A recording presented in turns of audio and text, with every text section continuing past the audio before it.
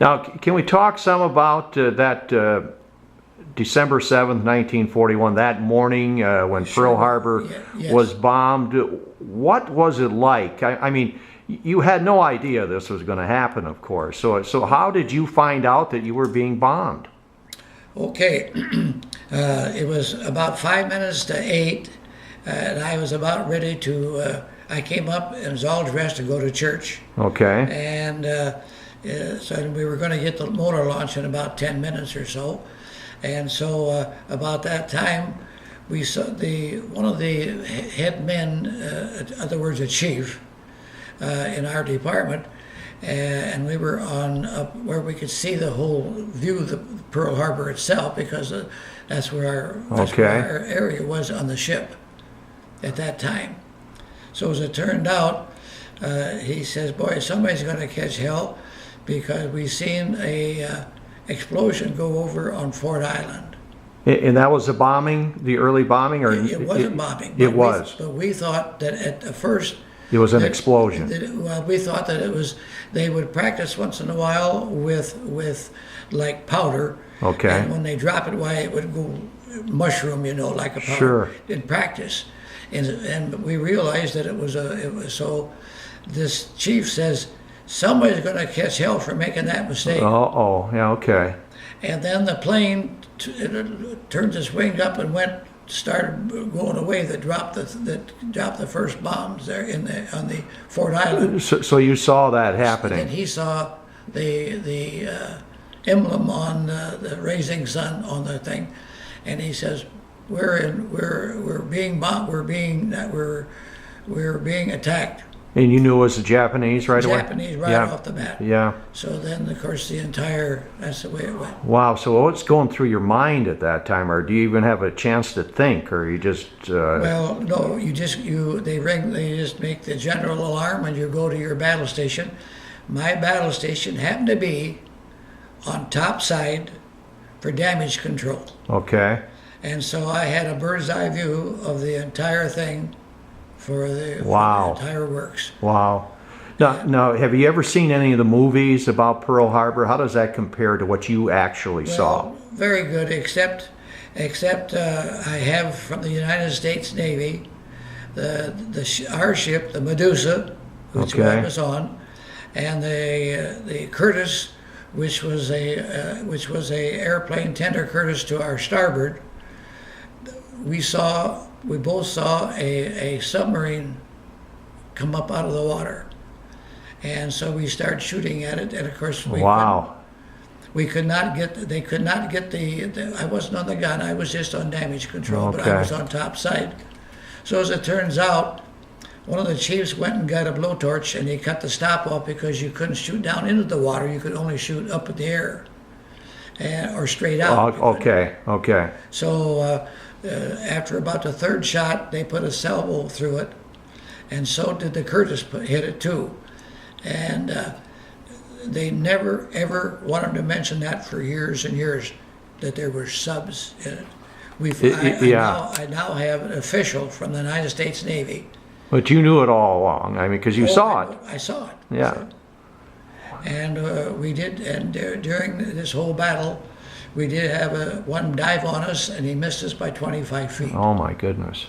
Now, did you know you were right away, then right after that, you knew that we were now at war? That's correct. Yeah, okay. Okay, and then what happened with you after Pearl Harbor? Where did they ship you off to, or did you stay there? Well, I was on a repair ship at that time.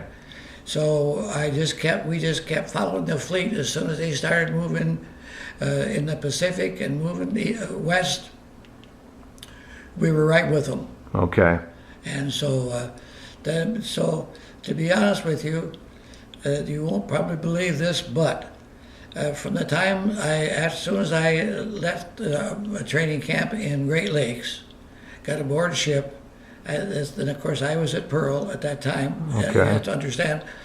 And so I was in the Pacific continuously for 47 months before I could get off to come back to the United States. You were on a ship for 47 months, or? Ship. Is that right? Almost 4 years, just a month short of 4 years. 1 month lacking of 4 years, I was in the Pacific continuously. Man, From alive. island to island. Did you ever think you were going to get out of there? Well, you wonder, huh? well, you know, one time I usually, of course, I like to go to church. I used to, and I still do. Always Right. have. But anyhow, one time I was in church, and this is hard to believe. I was just by myself for a few minutes visiting. I'm Catholic. Okay. And a message came to me: do not be afraid, you will not die during the war. That's when you were in the Navy. That's after the war had started. After the war had started. And we had to start moving towards the Tokyo, so to speak. Okay. So we just went on there, and to get off the ship, the captain had to release you, and he always said, "We can't spare you." So. Have you ever been back to Pearl Harbor since that time? 3 times. 3 times. And what do you think about when you go back there? Well, it's just one of those things that that you lament about and remember from day one, you know. So I've been back 3 different times. Do you still remember that day, December 7th, like it was yesterday? You do not really ever forget it. You never forget it. Okay. And I would imagine, unfortunately, you probably lost some friends that day. No, we were very fortunate. We never lost a man aboard ship. Okay. Wow. Well, that's great. We were well, it's a kind of a long story as to where we were parked for that night. Mm-hmm. We were supposed to be that we were in the harbor, and we moved the week before. We were alongside the West Virginia, and then we got orders to move over on the other side of Fort Island. Well, as it turned out, one of the battleships went in there and took our place by mistake. So we had to park someplace else. Okay. And had we been parked there, I'm sure we would have been sunk because it was a battleship too. Now you're going to be 92? I'll be 92 in October the 18th. Oh, wow. And I understand there's only like 2 other Pearl Harbor survivors up in Minnesota. Not many. How about in Iowa? Do you know of any? I don't. You don't know of any in Iowa? They used to have one under Decords. Okay. They're all. Now, what do you think about something like 9/11? How did that compare, or does it compare, or should we even compare the two? Well, I really can't compare. You can't. Okay. Being there and being this far from. Right. Completely different. I would. It's a whole different process. Oh yeah. And under different circumstances. Well, Bud, it's certainly been a pleasure, and I do appreciate your time talking with us here about your experience in Pearl Harbor back in December 7th of 1941. Well, let me just say this. People wonder about it. If you've seen some spectacular 4th of July celebrations, this particular thing would make that look real. I bet. Too much. I bet. This was fantastic. Okay. Well, thanks. Bud Billmyer of Cresco.